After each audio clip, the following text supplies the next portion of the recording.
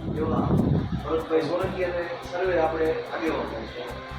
આપ સૌ જાણો છો એમ વિસ્તૃત માહિતી આપણને આપણા આગેવાનો આપશે પ્રદેશના પ્રભારી એવા હરેશભાઈ અને વિકેભાઈ ભરતભાઈ.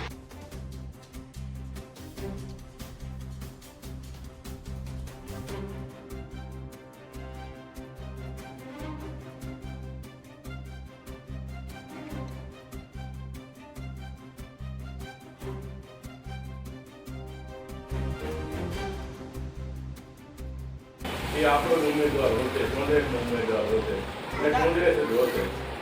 એની જીતકારી આપણા જે થોડા ઘણા મતભેદ હોય એ દૂર કરી ને આપણે બધા એક રહી ને આપણે ચૂંટણી જીતીએ. મુદ્દાઓ આપણા પાસે ઘણા છે પણ આપણે મુદ્દાને ઉજાગર કરીએ ને લગતા આપણા ન્યાય મળે એવો પ્રયત્ન કરી અને આપણા પ્રજાને ન્યાય આપીએ અને આપણું સારું કામ થાય એવી આશા સાથે ધન્યવાદ. ભ્રષ્ટાચાર હોય તો ભલે છે, તમે જુઓ ડગલે ને પગલે તમારા બધા મુદ્દાઓ છે, પરંતુ અત્યારે એને મુદ્દો એક જ આ લઈને નીકળવાના છે. માત્ર ને માત્ર હિન્દુ મુસ્લિમ ધર્મની વાતો કરીને મૂકવાના છે. એનો આપણે સામનો કરી અને આપણે કામ કરવાનું છે. આ બધા અહીંયા ઉપસ્થિત થયા, આ કાર્યક્રમ અહીંયા પૂરો કરી આપણે આવેદનપત્ર પણ આપવા જવાનું છે. તાલુકે ત્યાંના જે મુદ્દાઓ બધા આપણે બધી જગ્યાએ આપણે આવેદનપત્ર આપીએ છીએ, જેથી આપણા મુદ્દાઓ પણ હાઈલાઇટ થાય, લોકો સુધી વાત પહોંચે કે ખરેખર આ લોકો અત્યારે સરકાર કઈ રીતે કામ કરે. આ બાબત આપણે બધા ભેગા થઈએ ત્યારે આવેદનપત્ર આપશું. આપ સૌ એ ઉપસ્થિત આપનું ખૂબ આભાર, ધન્યવાદ. જય હિન્દ, જય કોંગ્રેસ. મારે વાત આપણે કરવાની છે રામ મંદિરમાં. આપણે વર્ષોથી ભગવાન રામને માનતા આવ્યા છે, કૃષ્ણ ભગવાનને માનતા આવ્યા છે ને તમામ દેવી દેવતાઓ આપણે બધાય માનીએ.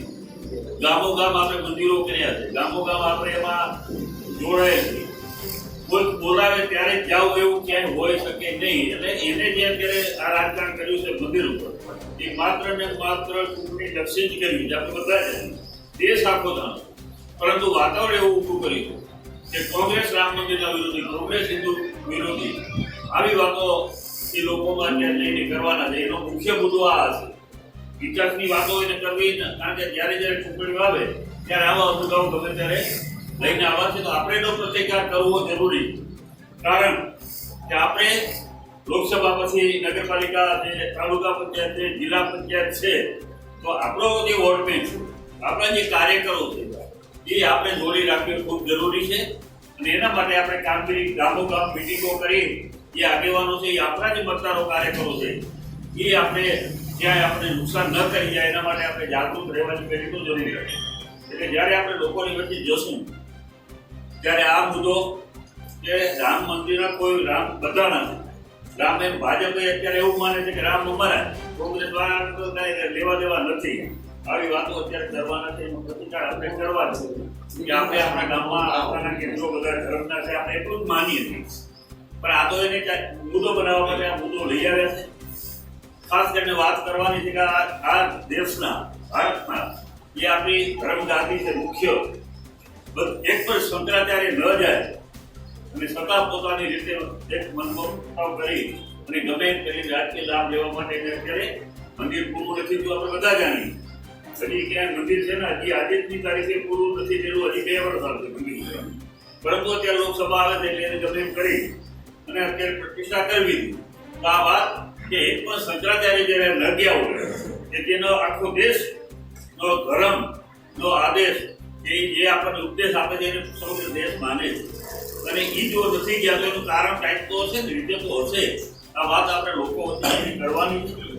એટલા માટે ખાસ કરીને એક મુદ્દો આ છે.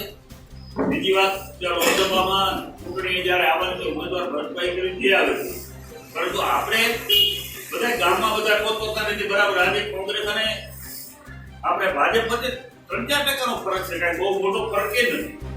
આજે આર્થિક પરિસ્થિતિમાં 30 વર્ષથી સત્તામાં હોય છતાં અત્યારે માત્ર 3-4%નો જ ફરક છે. તો આપણા મતદારો, આપણા કાર્યકરો અને કઈ રીતે આપણા ગામમાં કે આપણા ગ્રુપનું મતદાન વધે એના માટે અત્યારથી આપણે એક વ્યૂહરચના કરી. નિરાશ થવાની કોઈ જરૂરિયાત નથી.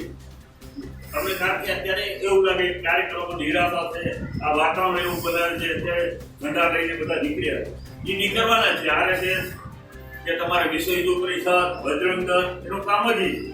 દરોગર ચોખાઈ કે પોતાના ધર્મના પ્રચાર માટે નહોતા. એ રીતસરના ભાજપને ફાયદો કરાવવા માટેનું કામ કરે છે કરશે, કારણ કે એની જ પાંખો છે, એની જ તાકાત. પરંતુ આપણે આપણા જે કાર્યક્રમો છે કે વર્ષોથી આપણે બધા સમાજ સાથે, બધા વર્ગ સાથે આપણે જોડાયેલા છીએ, બધાને આપણે જાગૃત કરી. જ્યાં જ્યાં આપણા ગ્રુપ છે ત્યાં ગામો ગામ આપણા આગેવાનો સાથે પણ બેસી આ મિટિંગો કરી કઈ રીતે આપણે કોંગ્રેસને આપણે મતદાન કરાવી શકીએ, લોકસભામાં સારું રિઝલ્ટ આવે. કારણ કે એની અસર તાલુકા જિલ્લા પંચાયતમાં થવાની, નગરપાલિકામાં પણ થવાની. એટલા માટે આપણા કાર્યક્રમો બરાબર મજબૂતાઈથી જુસ્સાથી કામ કરે, પરિણામની પછી જ વાત. પણ આપણે આપણી લોકસભા માટેનું કામ તો કરવું પડશે. આવી ગઈ છે ચૂંટણી એટલે એવું નથી, કારણ કે સમય બદલાવતા રહે છે. એટલે પરિસ્થિતિ તમારે એવું માની લેવાની જરૂરિયાત નથી, કારણ કે મીડિયા કે બધું એની પાસે છે. એટલે અપ્રચાર અત્યારે ખૂબ કરી રહ્યા છે, એનો આપણે સામનો કરવાનો છે. ત્યારે મત માટે થઈને ધર્મનો બચો ત્યારે આશરો લેતા નથી. આ પ્રજાની વચ્ચે આપણે વાત કરી. આજે ખાસ કરીને આવેદનપત્ર આપણે આપવામાં જવાનું છે. એ આખો કાર્યક્રમ પહોંચ્યા પછી હવે આપણે વિસ્તારની અંદર ઉતરવું. ભાઈ જેમ કીધું ભરતભાઈ કે મને 2 વ્યક્તિઓએ જે ચૂંટણી જીતાડી, એક વ્યક્તિ 10-20 હજાર મતના અત્યારે આપણે ધણી છીએ, તો 50,000 નો ધણી છે. તો આપણે અત્યારે પ્રજા આપણી સાથે છે. લોકો અત્યારે આનાથી કંટાળી ગયા છે. વર્ષો થયા ગયા ભાજપની અહીંયા સત્તા છે અને સત્તાની અંદર બેઠેલા જે લોકો સામદામ દંડ ભેદ કરી અને સત્તાની અંદર એન્ટ્રી પોતાને આવી રહ્યા છે, એની સામે આપણે સામનો કરવો છે. ત્યારે આજથી જ આપણે બધાએ ખાસ કરીને લોકસભાની નજર સમક્ષ રાખી. ખાલી લોકસભા નહીં, લોકસભા પછી જેવી રીતે બાકીની ચૂંટણીઓ આવવાની છે એની અંદર તમે અને તમારા અહીંયા બેઠેલા વ્યક્તિઓ કોઈને કોઈ હશે, અથવા તો આપણે કોઈને આગળ કરવા પડશે. એવા લોકોને જ્યારે માટેથી પણ આપણે કાલે પ્રજાની વચ્ચે જ્યારે જવાનું છે, ત્યારે આજથી જ આપણે બધા કામે લાગી અને લોકસભાને નજર સામે રાખી આપણે ઘરે ઘરે જે રીતે જવું પડે, ઘર ઘર કોંગ્રેસ એનો પણ એક સૂત્ર છે અને એની પણ એક તો પીડીએફ આવી છે. સર આપની અંદર આવી ગઈ છે.